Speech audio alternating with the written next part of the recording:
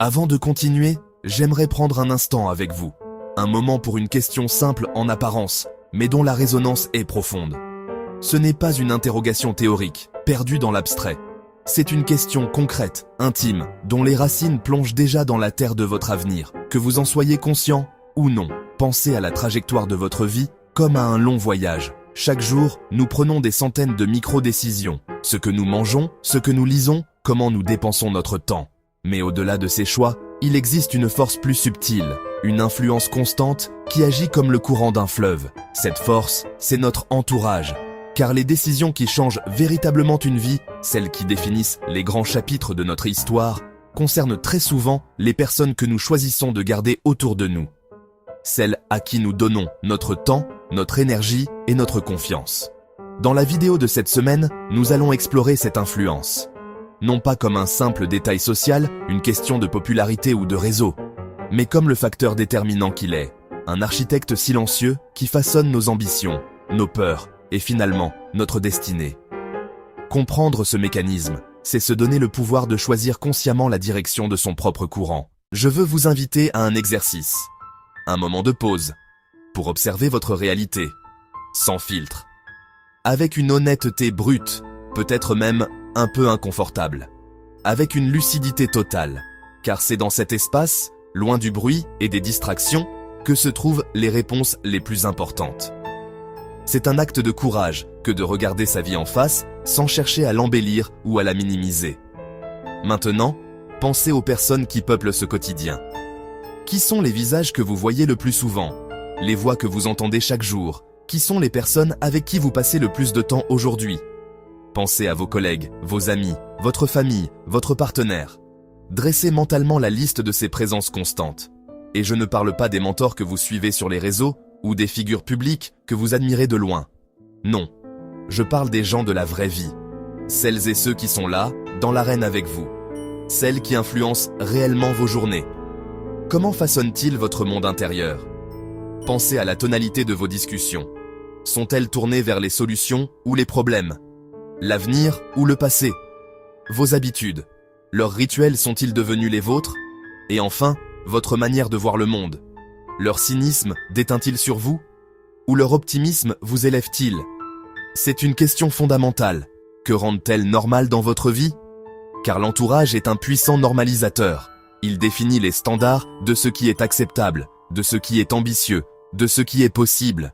Est-ce que votre cercle normalise l'effort, la discipline, la curiosité intellectuelle, l'ambition saine? Le fait de se lever tôt pour travailler sur un projet personnel est-il perçu comme une source d'inspiration ou comme une bizarrerie? Ou au contraire, votre environnement normalise-t-il la plainte constante? La stagnation comme un état de fait? La résignation face aux difficultés? Le « à quoi bon » est-il devenu votre hymne par procuration? La critique facile et le cynisme sont-ils les monnaies d'échange de vos conversations? Maintenant, isolez une seule personne. Pensez à la personne qui influence le plus votre quotidien en ce moment. Son nom vous est probablement venu à l'esprit instantanément. Vous pousse-t-elle vers l'avant? Ou vous maintient-elle sur place? Est-ce un vent qui gonfle vos voiles ou une encre qui vous retient au fond? Soyez honnête. Existe-t-il une influence dans votre vie que vous savez, au fond de vous, nuisible à long terme? Une amitié qui se nourrit de commérages? Une relation qui mine votre confiance en vous?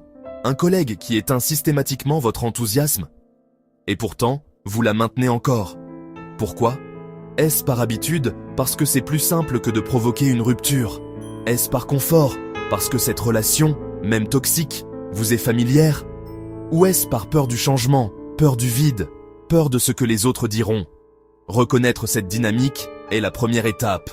Mais la seconde est de comprendre que ne rien changer ici est déjà une réponse. C'est un choix passif. C'est voter pour le statu quo, jour après jour. Et cette réponse, ce choix silencieux, lorsqu'il est répété dans le temps, cesse d'être un simple acte. Il devient une habitude. Et cette habitude devient une trajectoire. Une trajectoire qui vous éloigne peut-être de la personne que vous voulez devenir. Alors, après ce diagnostic, que faire? Si vous deviez faire un seul ajustement intentionnel aujourd'hui, un seul, quel serait-il? Pas une révolution, juste un pas. S'agirait-il de renforcer une relation positive en envoyant un message de gratitude?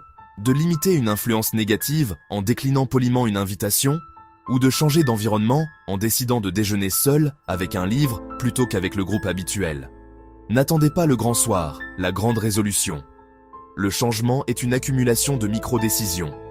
Et une seule décision claire, appliquée aujourd'hui, vaut souvent mieux que 10 bonnes intentions reportées à demain. Votre avenir ne se construit pas uniquement par vos efforts personnels, aussi grands soient-ils. Il est profondément modelé par les environnements que vous choisissez ou que vous acceptez chaque jour. Pensez-y.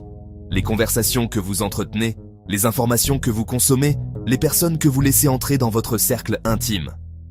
Chacun de ces éléments est une brique qui construit la maison de votre futur. Êtes-vous l'architecte conscient de votre vie ou un simple occupant dans une structure bâtie par le hasard?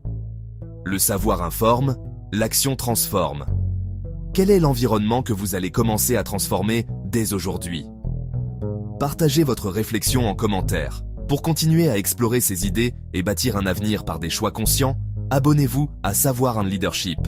Car n'oubliez jamais, le savoir informe, mais seule l'action transforme.